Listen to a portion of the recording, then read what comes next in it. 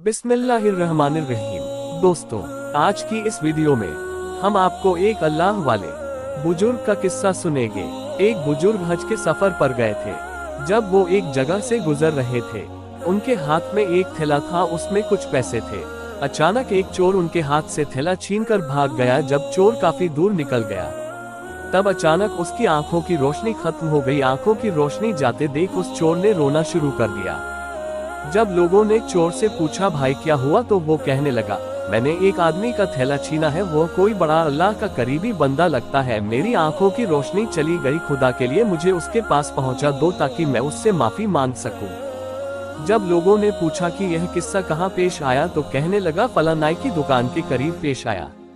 लोग उसको उस दुकान पर ले गए और नाई से पूछा कि इस तरह का कोई आदमी यहाँ से गुजरा है, आप उसे जानते हो? उसने कहा, मुझे उसका घर तो पता नहीं, हम मगर नमाज के लिए वहाँ आते जाते रहते हैं, अगली नमाज के लिए फिर आएंगे।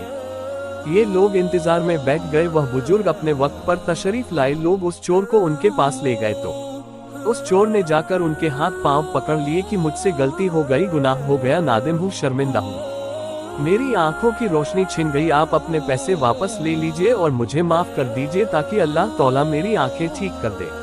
वह बुजुर्ग कहने लगे कि मैंने तो तुझे पहले ही माफ कर दिया है। ये सुनकर चोर बड़ा हैरान हुआ। कहने लगा, हजरत, मैं तो आपका थैला छीन कर भागा और आप कहते हैं कि माफी मांगने से पहले ही माफ फरमा दिया। वह फरमाने लगे, हाँ, मेरे दिल में कोई बात आ गई थी। फरमाने लगे, मैंने एक हदीस पढ़ी जिसमें नबी अकरम सल्लल्लाहु अलैहि वसल्लम ने फरमाया कि कयामत के दिन जब मेरी उम्मत का हिसाब पेश किया जाएगा तो मैं उस वक्त तक मीज़ान के करीब रहूंगा जब तक मेरे आखिरी उम्मती का फैसला नहीं हो जाता।